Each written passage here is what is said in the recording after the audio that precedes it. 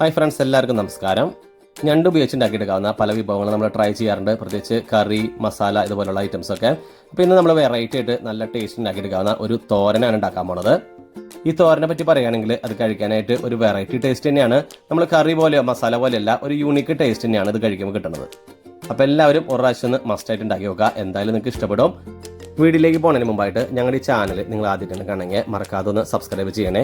അതേപോലെ തൊട്ടടുത്തുള്ള ബെല്ലൈക്കനും കൂടി എനേബിൾ ചെയ്ത് കഴിഞ്ഞാൽ ഞങ്ങൾ ഡെയിലി ഇടുന്ന ഓരോ വീഡിയോ നിങ്ങൾക്ക് നോട്ടിഫിക്കേഷൻ വരുന്നതാണ്. അപ്പോൾ നമുക്ക് നേരെ വീഡിയോയിലേക്ക് പോയാലോ. ഇതിനായിട്ട് ആദ്യം തന്നെ സ്റ്റൗവിൽ ഒരു നോൺ സ്റ്റിക്കിൻ്റെ പാത്രം ഞാൻ ചൂടാക്കാനായിട്ട് വെച്ചിട്ടുണ്ട്. അതിലേക്ക് നമുക്ക് അല്പം വെളിച്ചെണ്ണ ഒഴിച്ചു കൊടുക്കാം. വെളിച്ചെണ്ണ ചൂടായി വരുന്ന സമയത്ത് ഇതിലേക്ക് 1 table spoon ginger garlic paste,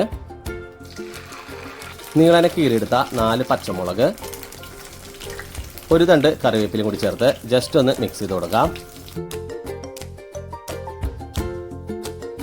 ഒരു 10-15 സെക്കൻഡ് ഇതേപോലെ ഇളക്കി കൊടുത്തതിന് ശേഷം ഇതിലേക്ക് വലിയ ഒരു സബോള നീളനെ നുറുക്കിയത് ഇട്ട് കൊടുക്കാം. കൂടാതെ ഇത് പെട്ടെന്ന് വഴണ്ടി കിട്ടാനായിട്ട് ഇതിലേക്ക് ആവശ്യത്തിനുള്ള ഉപ്പും കൂടി ചേർത്ത് കൊടുക്കാം. മീഡിയം ഫ്ലെയിമിൽ നമുക്ക് നന്നായിട്ടൊന്ന് വഴറ്റിയെടുക്കാം. അപ്പോൾ നമ്മൾ ചേർത്ത് കൊടുത്ത സബോളയൊക്കെ ആവശ്യത്തിന് വഴണ്ട് വന്നിട്ടുണ്ട്. ഇനി നമുക്ക് ഇതിലേക്ക് കുറച്ച് പൊടികളൊക്കെ മിക്സ് ചെയ്യണം. അതിനായിട്ട് സ്റ്റൗവിൻ്റെ ഫ്ലെയിം ലോ ഫ്ലെയിം ആക്കിയതിന് ശേഷം 1/4 ടീസ്പൂൺ മഞ്ഞൾപ്പൊടി, 2 ടീസ്പൂൺ മല്ലിപ്പൊടി, 2 ടീസ്പൂൺ സാധാരണ എരിവുള്ള മുളക് പൊടി, 1/2 teaspoon garam masala, 1/2 teaspoon pepper powder. ഇനി നമുക്ക് നന്നായിട്ടൊന്ന് ഇളക്കി കൊടുത്ത് പൊടികളുടെ പച്ചമണക്ക് മാറി നന്നായിട്ടൊന്ന് മൂത്ത് കിട്ടണവരെ ഒന്ന് ഇളക്കി കൊടുക്കാം. ഈ സമയത്ത് സ്റ്റൗവിൻ്റെ ഫ്ലെയിം ഒരു ലോ ടു മീഡിയം ഫ്ലെയിമിൽ തന്നെ വെച്ചാൽ മതി, അല്ലെങ്കിൽ നമ്മുടെ പൊടിയൊക്കെ പെട്ടെന്ന് തന്നെ കരിഞ്ഞു പോകാനുള്ള ചാൻസ് ഒക്കെ ഉണ്ട്. അപ്പോൾ നമ്മൾ ചേർത്തത് പൊടികളുടെ പച്ചമണക്ക് മാറി നന്നായിട്ട് മൂത്ത് വന്നിട്ടുണ്ട്. ഇനി ഇതിലേക്ക് നന്നായിട്ട് ക്ലീൻ ചെയ്ത് കട്ട് ചെയ്തെടുത്ത ഞണ്ട് ചേർത്ത് കൊടുക്കാം. ഞാനിവിടെ ഏകദേശം 1/2 കിലോ ഞണ്ട് എടുത്തിട്ടുണ്ട്. ഇനി നമുക്ക് ഈ ഞണ്ട് മസാലയിട്ടൊക്കെ നന്നായിട്ടൊന്ന് മിക്സ് ചെയ്യാം. അപ്പോൾ നമ്മുടെ ഞണ്ട് മസാലയിട്ടൊക്കെ നന്നായിട്ട് മിക്സ് ചെയ്തെടുത്തിട്ടുണ്ട്. ഈ ഞണ്ടിൽ അത്യാവശ്യം വെള്ളമൊക്കെ ഉണ്ട്. അപ്പോൾ അതൊന്ന് ഇറങ്ങി വരാനായിട്ട് ഒരു 2 മിനിറ്റ് ഒന്ന് അടച്ചുവെച്ച് കുക്ക് ചെയ്യാം. അപ്പോൾ നമ്മൾ കുക്ക് ചെയ്ത് തുടങ്ങിയിട്ട് 2 മിനിറ്റ് ആയിട്ടുണ്ട്. നമുക്കൊന്ന് തുറന്നു നോക്കാം. അപ്പോൾ നമ്മുടെ ഞണ്ടിൽ നിന്നുള്ള വെള്ളമൊക്കെ അത്യാവശ്യം ഇറങ്ങി വന്നിട്ടുണ്ട്. വലിയ കാര്യമായിട്ട് വെള്ളമൊന്നുമില്ല, അത്യാവശ്യമുള്ളൂ. നിങ്ങൾക്കിത് കണ്ടാൽ തന്നെ അറിയാം. അപ്പോൾ ഇത് വേവാൻ പാകത്തിനുള്ള വെള്ളമില്ല. അപ്പോൾ നമ്മൾ അതിലേക്ക് എന്തായാലും വെള്ളം ആഡ് ചെയ്തേ പറ്റൂ. അപ്പോൾ ഞണ്ട് വെന്ത് കിട്ടാനായിട്ട് ഇതിലേക്ക് 1/2 കപ്പ് വെള്ളം ചേർത്ത് കൊടുക്കാം. ഇനി നമുക്കിത് ലോ ടു മീഡിയം ഫ്ലെയിമിൽ അടച്ചു വെച്ച് ഒരു 10 മിനിറ്റ് ഒന്ന് കുക്ക് ചെയ്തെടുക്കാം. കുക്ക് ചെയ്യേണ്ട ഇടയ്ക്കായിട്ട് 2-3 പ്രാവശ്യം തുറന്നോടത്ത് ഇളക്കി കൊടുക്കാനായിട്ട് ആരും മറക്കരുത്. ഇത് വെന്തുവിൻ്റെ സമയം കൊണ്ട് ഇതിലേക്ക് വേണ്ട അരപ്പൊന്ന് റെഡിയാക്കാം. അതിനായിട്ട് മിക്സിയുടെ ചെറിയ ജാറിലേക്ക് 1/2 കപ്പ് തേങ്ങ ഇട്ട് കൊടുക്കാം. അതേപോലെ ഒരു 6 ചെറിയുള്ളി,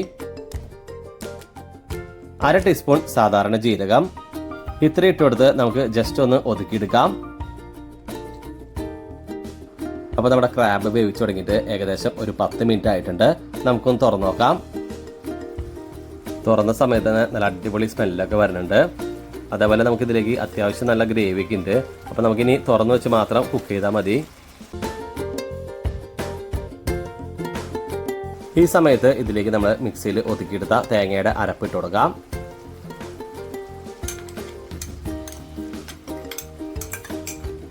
അതേപോലെ നമുക്കിനി നന്നായിട്ടൊന്ന് മിക്സ് ചെയ്യാം.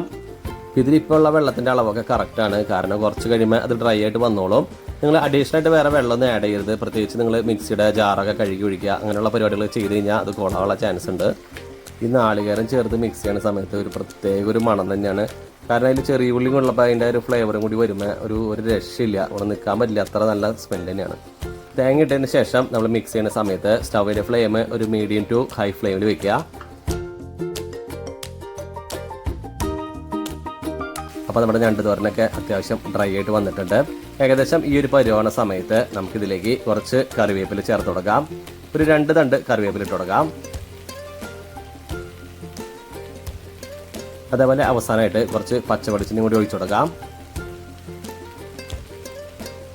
അപ്പോൾ നമ്മുടെ ഞണ്ട് തോരൻ ഇവിടെ റെഡി ആയി കഴിഞ്ഞു. നമുക്കിനി ഇത് ഒരു 2 മിനിറ്റ് കൂടി അടച്ചു വെച്ചതിന് ശേഷം സെർവ് ചെയ്യാം. അപ്പോൾ നമ്മുടെ അടിപൊളി ടേസ്റ്റ് ആയിട്ടുള്ള ഒരു വെറൈറ്റി ഡിഷായ ഞണ്ട് തോരൻ ഇവിടെ റെഡി ആയിട്ടുണ്ട്. എല്ലാവരും ഒന്ന് ട്രൈ ചെയ്ത് നോക്കാം. വളരെ എളുപ്പത്തിൽ തന്നെ നിങ്ങൾക്ക് ഉണ്ടാക്കിയെടുക്കാം. ഇതിൻ്റെ ടേസ്റ്റിനെ പറ്റി പറയുകയാണെങ്കിൽ ഇത് ആര് കഴിച്ചാലും ഡിസപ്പോയിൻ്റ് ആവില്ല. അത്ര ടേസ്റ്റാണ് ഇത് കഴിക്കാനായിട്ട്. ഈ ഞണ്ട് തോരൻ ഊണിനൂടെ കഴിക്കാൻ തന്നെയാണ് നല്ല കോമ്പിനേഷനായിട്ട് എനിക്ക് തോന്നിയിട്ടുള്ളത്. അപ്പോൾ നിങ്ങളൊന്ന് ട്രൈ ചെയ്ത് നോക്കുക. എന്നിട്ട് നിങ്ങളുടെ ഫീഡ്ബാക്ക് ഒന്ന് അറിയിക്കുക. ഞങ്ങളുടെ ഈ വീഡിയോ ഇഷ്ടമായി ലൈക്ക് ചെയ്യുക, ഷെയർ ചെയ്യുക. ഒപ്പം ഞങ്ങളുടെ ചാനലൊന്ന് മറക്കാതെ സബ്സ്ക്രൈബ് ചെയ്യുക. ജിയ റെസിപ്പിയുടെ മറ്റൊരു അടിപൊളി വീഡിയോയുമായി ഇനി വരുന്നത് വരെ എല്ലാവർക്കും ബൈ.